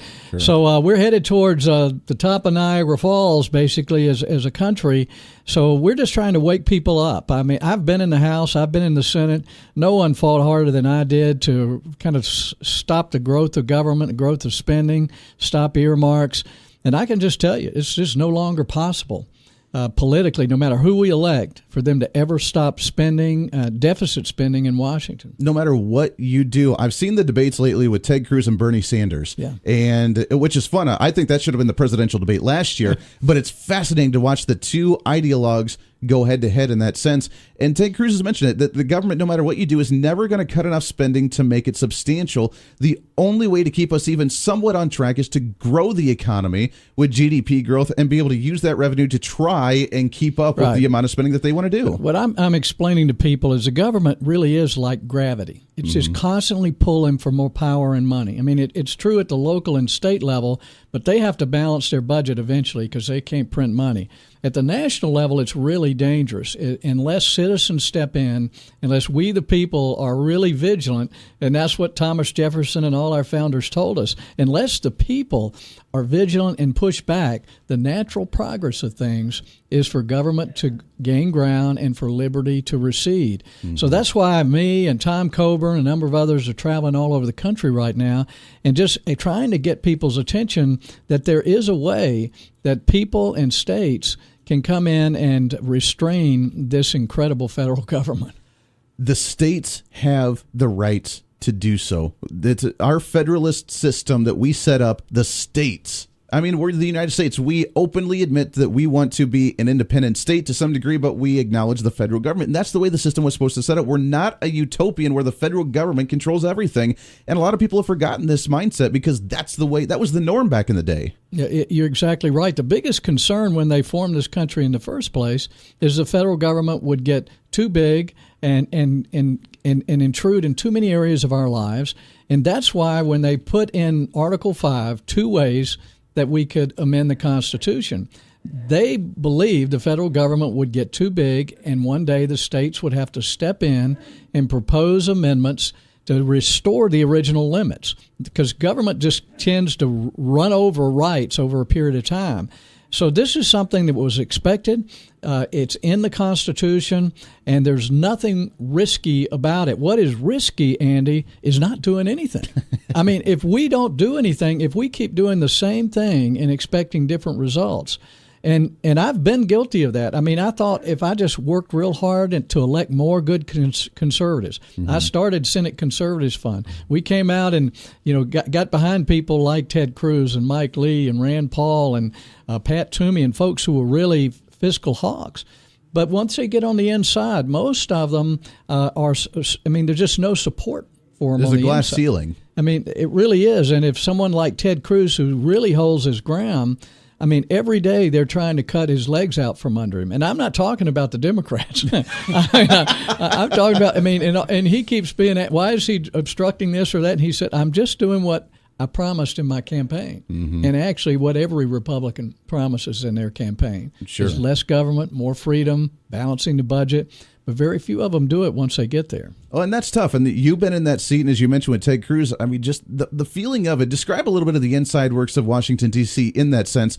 A lot of the Republicans have been accused of, like you mentioned, well, we don't want the government to grow. We don't want more spending, but we let it go out of committee. And then, we voted no against it on the floor, but, you don't need to know about the fact that we allowed it to get to that point when we were there when it are was a lot out of control. fake votes, particularly in the Senate. This cloture idea, I don't know where that word came from, but it's you vote for cloture, and they need 60 votes for cloture. So you got a lot of Republicans who will vote for cloture, but if they're in a district, a conservative district or whatever, then the leader will let them vote no on final because all they need is 51. And then so they play this game. I voted for it before I voted against it and vice versa.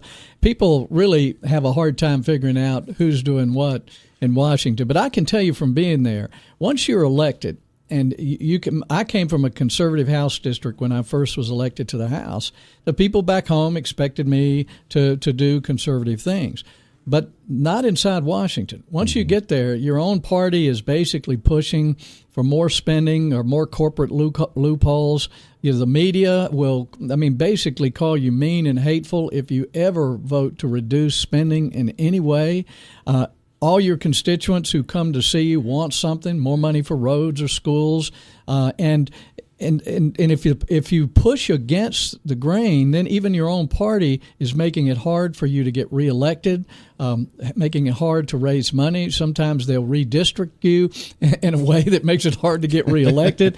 And it's after a while, most people just decide it's not worth the pain, because if you vote to cut spending, and you're going to get letters, emails, phone calls from back home. DeMint, don't you like schools? Don't you like roads? Don't you like veterans? So anything that even slows the growth of government, there's an outcry. But what happens in the counterbalance is the grassroots conservative network across America. And we're uniting it as part of Convention of States. It's one thing people can get united around. Back in the Tea Party, when I was working in 2010 and trying to get people to just help elect good people, our hope was if we send better people there, it would change things. Now, we've seen that doesn't work. But that same group of people, and even a larger group, I believe, now see that they can focus their energy on the states and getting states like Kansas. It would be huge if Kansas passed a resolution to call a convention. And all it is a convention to recommend amendments that 38 states have to ratify. Sure. There's no risk in that. Congress can recommend amendments today if they want, but 38 states still have to ratify it. So it's basically the same end game. So what I'm telling people after being there for 20 years is Congress, the president, judges are going to chip away at our rights. They're going to keep spending money until we bankrupt the country. I don't know exactly what that's going to look like, but there will be a meltdown sometime in the next 3 or 5 years if we don't stop this nonsense. But even with Republican majorities, Andy, there is no serious talk about ever. I'm talking about ever balancing the budget. Sure. And the numbers just don't work. They just can't. They really can't. You're right. 721-825-5721-TALK. We're going to open up lines to anybody. If you want to ask a question, make a comment, you're more than welcome to do so. Let's take a break. When we come back, we'll talk. We'll shift gears to the Convention of States, talk about what it is, what we need to do, how do we get there, and as you mentioned, what risk there potentially could be or lack thereof when it comes to the Convention of the States. 17 minutes past the hour. 721-825-5721-TALK. This is The Voice of Reason on KQAM. Stay here. This is The Voice of Reason with Andy Hoosier on the Big Talker, KQAM.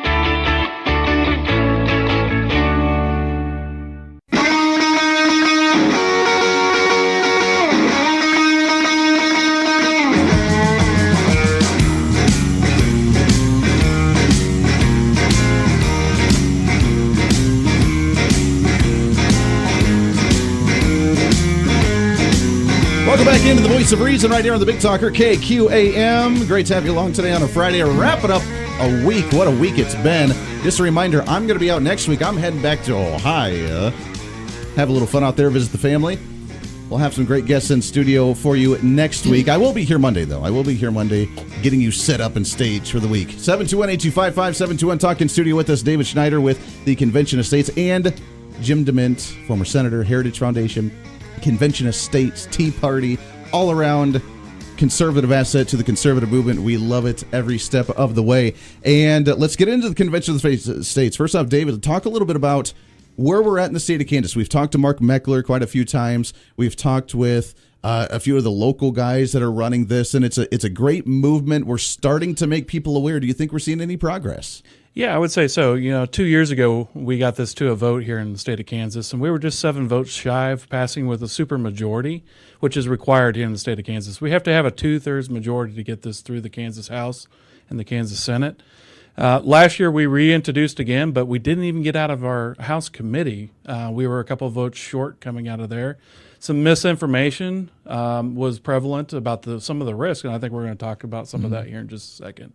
But we've got to get We've got to get our state senators on board, because we're going to be reintroducing here in just another month into the state Senate. I've been working with Susan Wagle, the Senate president, and she's made this one of her priorities for this next session. It's really good to hear, because the makeup of the legislators right now, as you know, was not the most conservative last year when we did the largest tax increase in state history, and we don't want to see something like that again. So this is a movement that can not only help us keep ourselves accountable, but also the federal government, and hopefully we can see this move forward. Now, again, we need a supermajority of votes to be able to make this passed in our Congress here, correct? Yeah, our Constitution is unique. It's the only one in the Union, and it actually lists or mentions Article 5 of the United States Constitution within it.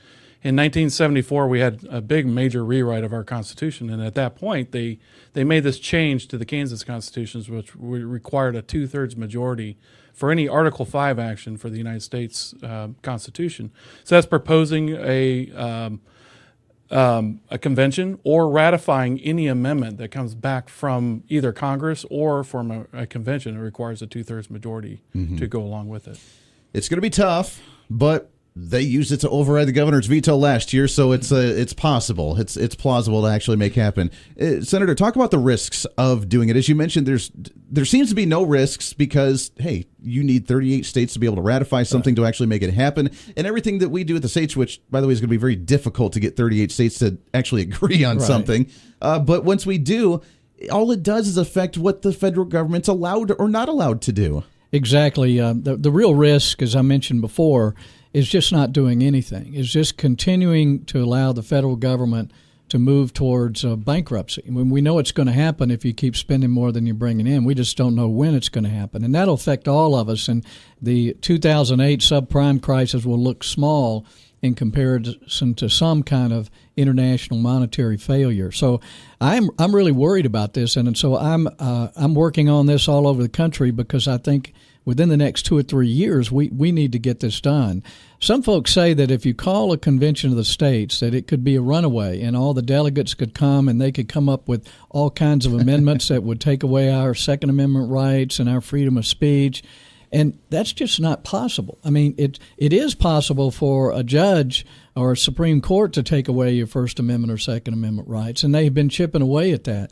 It's certainly possible for Congress to pass something like Obamacare that is clearly unconstitutional and have it be upheld. But it's not possible, in my mind, for 34 states to call for a convention around specific subject matter that just limits the federal government. Sure. And then to think that they will send the delegates who are representative of the state legislatures, and those delegates will come up with a bunch of crazy amendments, and then those same 34 states plus another 4 will actually ratify what they didn't like. It's just not going to happen. And so the people who are running around, oh, we can't do this is risky, the only thing I ask them is, what is your solution? Sure. You know, I was in Ohio a couple of months ago, and someone who was opposing this was before me in a committee testifying, and they went through all the litany of problems, what the federal government was doing and how bad it was, and they didn't offer any solutions. And the chairman of that committee looked at him and said, listen, you just told me the country's in debt. We're just, the education is terrible, the roads. He just went through the whole list, and he said, if now is not the time to do what the founders gave us the power to do, when is that time? Right. And that person just stood there because they had no solutions. And that's all. As somebody who's opposing conventions of states, all you have to ask them is, what is your solution? Elect more good people, give the Republicans a majority. For the last several years, if we just had the House, we could do this. Well, if we need the Senate, we get the Senate. Oh, if we just had a Republican but we're going to pass a budget in Washington next week that blows spending through the roof. Probably going to give the Democrats some form of amnesty in order to get them to vote for a bill so our government doesn't shut down. I mean, the Democrats keep demanding more spending, and the Republicans really won't fight spending. So we're in a real, between a rock and a hard place in Washington. And I'm just telling people, if you want to save your country, keep trying to elect good people to Congress and the Senate. But the only way to do it is to get your state legislators and state senators to pass a resolution that calls for a convention of states. We got about a minute and a half here till the bottom of the hour, but I got to ask you, you mentioned the Democrats demanding more or they'll shut down the government. Is there a doomsday apocalyptic response if the government shuts down for a week or two? Will that be the end of the world as we know it? You really wouldn't notice it because, I mean, it's kind of odd that all essential employees keep coming. And so you want to say, well, if they're not essential, why do we have them in the first place? But the only problem we have, and it's a reason the Democrats won't let us pass the funding for the defense and the military, is they use the military as a hostage. The rest of the government continues to operate Social Security and Medicare on a separate kind of budgetary thing, and they keep so even though they try to scare seniors, government shutdown doesn't affect that. So we just have to get the troops paid, and that's what that's the problem. And the Democrats just take them as hostages. So for most Americans, shutting down the government for a couple of months would not be much of a problem at all. Maybe an inconvenience if you want to visit a monument somewhere, but most of the monuments you just drive through anyway. So, so this should not be something that terrifies Republicans like it has for the last several years. And the Democrats know Republicans are afraid of a shutdown. Sure. So they give in to almost anything, and hopefully Trump will help stop that. One step at a time. When we come back, we'll have to talk about the Trump administration a little bit, get your take on that, among what else is happening in D.C., plus anything else that you want to talk about. 721-825-5721-TALK. Jim DeMint, David Schneider in studio here. This is The Voice Reason on a Friday. Stay tuned.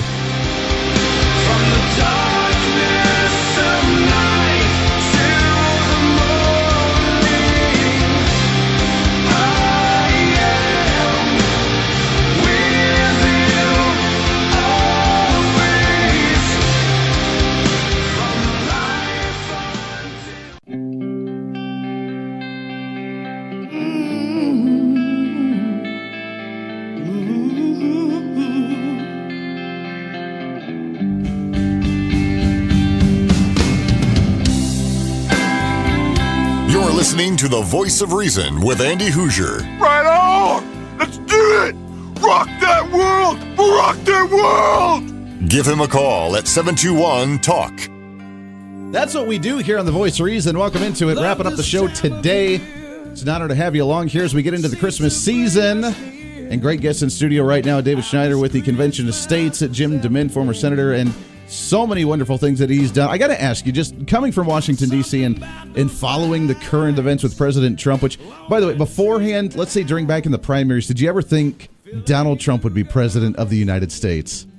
Yeah, I didn't know what was going to happen. I had a lot of close friends in the race. I had worked to help elect Ted Cruz, Rand Paul, and Marco Rubio, so they all started out, and it was hard for me. But I had met Donald Trump. I didn't think he was going to be a contender at first, but it became clear that he was getting a lot of traction, even with a 2 or 3 man campaign staff. Mm-hmm. And my job when I was at Heritage is just to do everything I could to push him in a conservative direction. And I helped get the name of the judges to him that ultimately ended up with Gorsuch, and there are a lot of other judges. And we did a lot of briefings for his staff and helped with the transition to get some good people in place. So I feel good. I'm proud about what he's done. And, you mentioned, Andy, you were a political therapist, and often when I speak to groups and they're all disgruntled, they're worried about what happened in Washington, I just say, close your eyes and say President Hillary Clinton. And then open your eyes, and you're going to be very grateful for the way things are going right now. And I've been working with the administration. I'm still up there trying to help conservatives get things done. And I feel real good about where the Trump administration is. And they're doing a lot of things on the regulatory front that's not being reported. They're opening up the energy markets. I think that's done a lot to stimulate our economy. Sure. If they can get this tax bill through, although it's anything but what we wanted as far as just a simple flat tax, I believe it'll get the economy going. And as you mentioned before, we really don't have to cut a whole lot in government. We just need to slow the growth of government, let the economy grow, and we can dig our way out of this hole we're in. Little by little. Yeah. I'm so glad that you were working behind the scenes there, because one of the biggest obstacles for Trump was getting the conservatives that were Ted Cruz supporters on board. And there are still some in the area that are still the quote-unquote never-Trumpers because he wasn't conservative. He didn't talk about the Constitution. He wasn't that firebrand. of what we were hoping for. And I was a Ted Cruz supporter in the primary myself, but I jumped on board with Trump come the general election. And you mentioned that he's conservative, just in a little bit different flavor than what we're used to. But it's not something that we need to be concerned about, that he's a firebrand liberal that's going to destroy what we've been working on. Well, I don't think he's a philosophical conservative. I think he's a pragmatist, a common sense guy. He knows what works. And those things are conservative. I mean, conservative ideas are the common sense ideas that restore those American principles that make us a great country. So he just is kind of naturally inclined that way. I mean, he knows, it's common sense. You can't have a country if you can't control your borders. I mean, you just can't. Right. And I think with people like Mick Mulvaney around him in the budget office, I know Mick has been pushing on the spending issue. That was not a Trump priority, but I think he knows, as someone who's been in business, at the incredible level of deficit spending, particularly if you look out several years, is going to bring us down. So he'll get around to that. And I think he is not afraid. People are really not criticizing his policies. They don't like his style. They don't like he tweets or something. But if he wasn't tweeting, we wouldn't know what he was thinking. Exactly. Because the media filters are worse and worse, and Trump is right. The news is fake. I worked there and for years, and I hardly ever saw anything on the news that I recognized as resembling what was really going on. So it's hard for voters to know what's going on, and that's why I think the best thing we've got going around the country is conservative talk radio. I frankly, and I'll tell you this: you can do more good to help the country what you're doing than as a congressman, because once you get up there, right now a lot of them are not really relevant. Politics is downstream from the culture. For instance, back home, if the people begin to demand that their state participate in saving the country with the Convention of States, then you'll see it happen in the Kansas legislature. Sure. But until then, if they don't have to take a vote, they're not going to. They won't, because it's a risk. Anytime you take a vote, you're going to make some people mad and some people happy. And so why cause yourself any problems unless the people want it? Exactly. And that's why I'm on the radio with you this morning, is I want the people to call their legislators, particularly their senators here, thank them for supporting this, and ask Kansas to help us save our country. Absolutely. I mean, we are vital. This year has been so weird because Kansas has been kind of the front and center on national politics. We've had so many people go up to the Trump administration. We've had so many people looking at the state of Kansas when it comes to the tax thing of the quote-unquote failed tax experiment in the state of Kansas, which has been absurd and completely ridiculous, of the fact that we've had state senators go up and try and testify and talk about the failed Kansas experiment. We're the heart and center, and if we can pass Convention of States here, that would again show an example nationwide of what Kansas is doing, and everybody else will kind of follow suit. That's right. It doesn't cost Kansas anything, but it gives Kansas more of a voice of shaping what a convention would look like, and it sets an example for the rest of the nation. And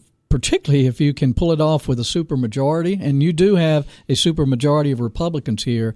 And frankly, as I told the group last night, Republicans need to be for federalism. They need to be for states taking back the authority for their schools, their roads, their health care. And if Republicans don't support the Convention of States, I don't really know how they can call themselves Republicans. That's very true. I got to ask you this, and you teased a little bit of it with the media, how they portray everything at the federal level so much differently than what's actually happening. And they love to create that fire and just that energy because that's their story. That's how they get their ratings. The collusion with Russia, all the investigations, everything happening in D.C., is that really as serious as what the media's portrayed to us, or are they just laughing it off and saying this is ridiculous? When is it going to blow over? I don't think there's anything to it. If they do it honestly, an honest investigation is going to lead back to Hillary and Obama, not to Donald Trump. Donald Trump was not in charge of the security of our elections. Barack Obama was. The deals Obama made with the Russians on uranium that Clinton was involved with. I mean, we heard Obama whisper to Putin, let's get past this election and I'll have more flexibility. But Donald Trump, I don't know if some of his campaign people might have talked to some Russians. I mean, they accused Jeff Sessions of colluding with the Russians, and I know where that was. We had a heritage event at the Republican convention where we asked a bunch of ambassadors to come in, and we spoke about foreign policy. And Jeff Sessions happened to be there, and the Russian ambassador spoke to him on the way out the door. That was the collusion. So if that is an example of what they're calling collusion, and right now, with Flynn saying, okay, he talked to the Russians in December. I mean, this was after the election, and every president-elect begins to reach out to countries all over the world. Sure. So there's really, it certainly did not affect the election. I think this is a witch hunt, and it's certainly a distraction in Washington. But the media is blowing it up, and they're not covering the things that are really happening. But we're going to have to play it out. I don't think the president can fire Mueller.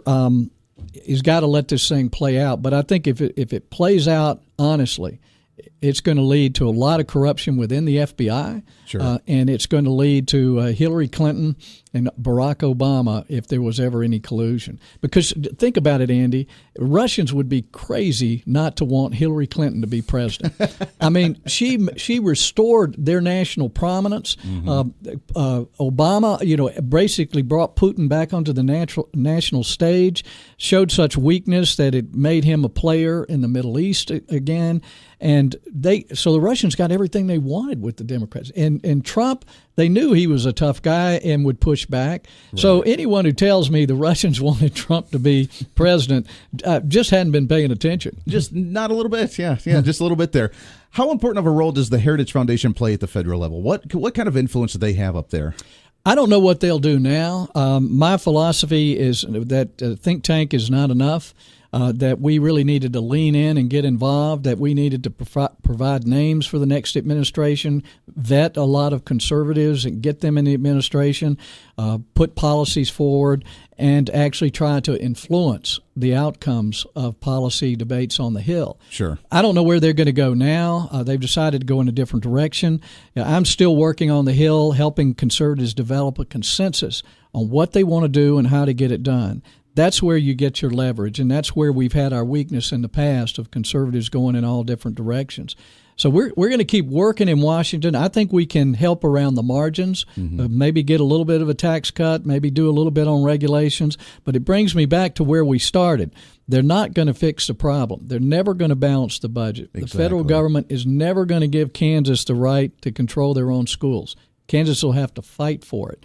And that's really what our founders told us. So we have a republic if we can keep it. If we can keep it. And that goes right back to the people. Exactly. Well, and the convention of the states is the best way for us to do this. How long, and we just got a few minutes left here, but the convention of states, how long has this been tried? Have we tried this in the past, in the early 1900s? Have we tried this before? Because I don't remember major changes, except for, like you mentioned, in the 70s, but that was from the government, not from us here at the states. Well, 400 times since the Constitution was written, states have called for an Article 5 convention. The problem is 34 of them have never called for a convention around the same subject matter. They have to agree on the agenda in advance. That's why there can be no runaway convention. So we need 34 states to adopt the resolution that we're asking Kansas to adopt. And that has the 3 subject matter areas: fiscal restraints, limit authority and jurisdiction, limit terms. And so we already have 12 that have passed that resolution. We need to get to 34. We'll probably have a good shot at 10 or 15 more this year.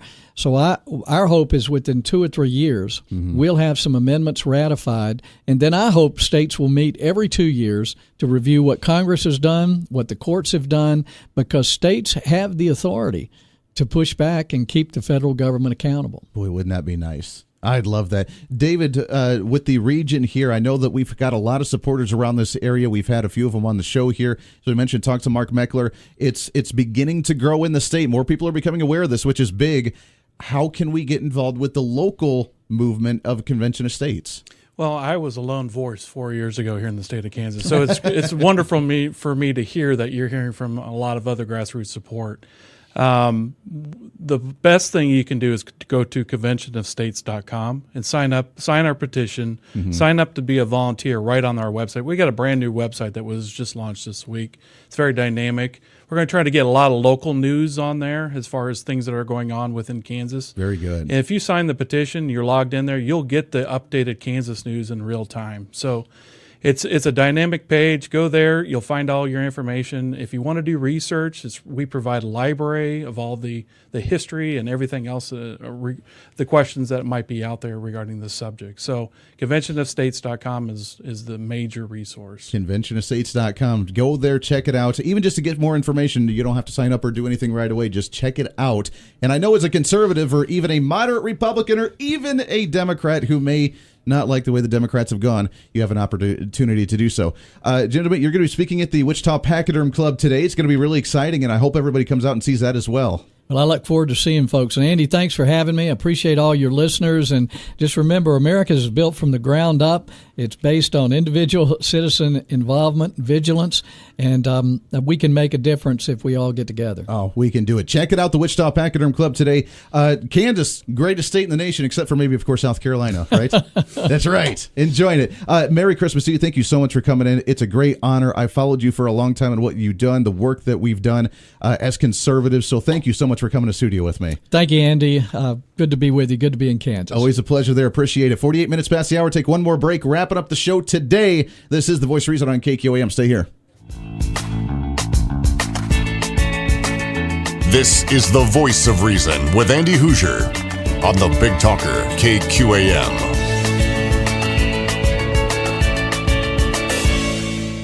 Here on the Big Talker, KQAM.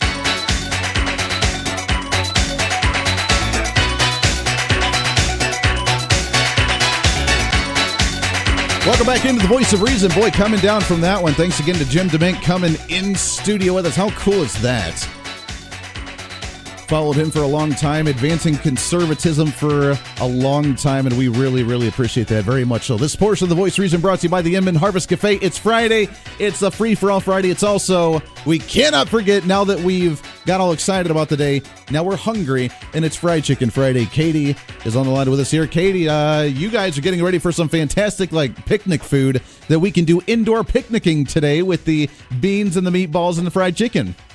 Yes, indoor picnicking. That sounds great. Happy Fried Chicken Friday. Oh, it's fantastic. Now, you guys are open today until 8 o'clock with the buffets from 11 to 1, and then the big buffet from 5 to 8 o'clock. And what all do you have on the slate for us today to look forward to? We've got the meatballs, and we've got the baked beans. We've got the fried chicken. The homemade mashed potatoes are done. They're ready to go out. We've got vegetables and homemade gravies. We're also going to have a garlic and herb tilapia at lunchtime, so that's always that's a really good one. And then we'll have our famous roast beef this evening, as usual.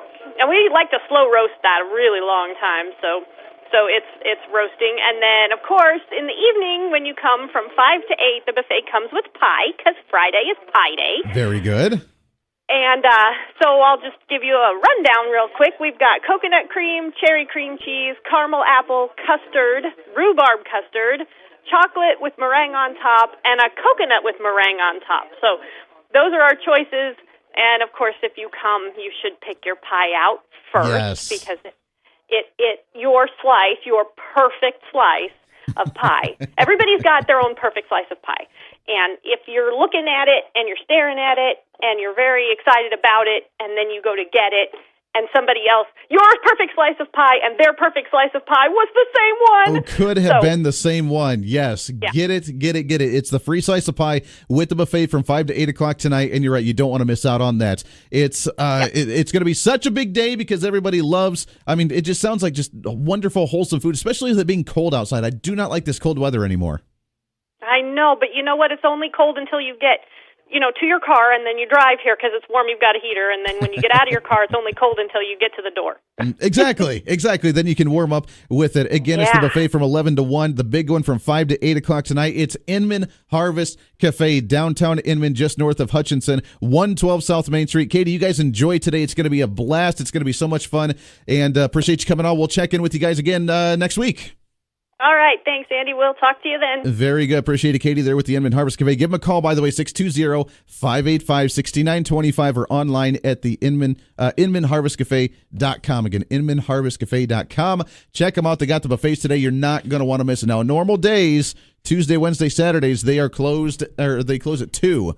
They're only open until 2 for the lunchtime. So Thursdays and Fridays, your day to get there, have lunch and dinner and have a great time. I want to thank all the great sponsors again and that partner up with the show, all the great guests that we've had on today. What a fun program it was, hasn't it? Next week, I'm going to be here on Monday to kick off a brand new week for you. I will be out the rest of it. And here's the lineup for you, just so you can know when to tune in, which I want you to check out the show all week long next week. But on Tuesday, State Representative John Whitmer, he fills in for the show quite a bit, and he'll be on the show representing on Tuesday. Wednesday is going to be Denidre Herbert. As you know, Gidget Southway, the blogger, also a writer for the Sentinel, the conservative outlet news here in the state of Kansas. She'll be joining us on Wednesday, guest hosting the show. On Thursday, it's going to be the forensics coach from Wichita Collegiate, Rodney Wren. He's been on the show a few times. He'll be filling in.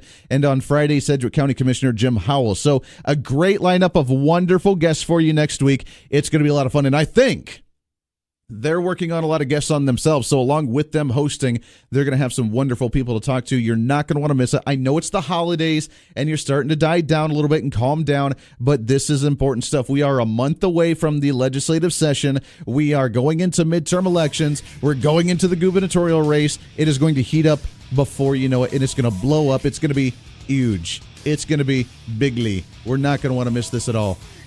This is your show. It's time to speak up, speak out, speak loud, speak proud, speak the truth, and always speak some reason. This is the voice of reason right here on KQAM. Have a great weekend, everybody.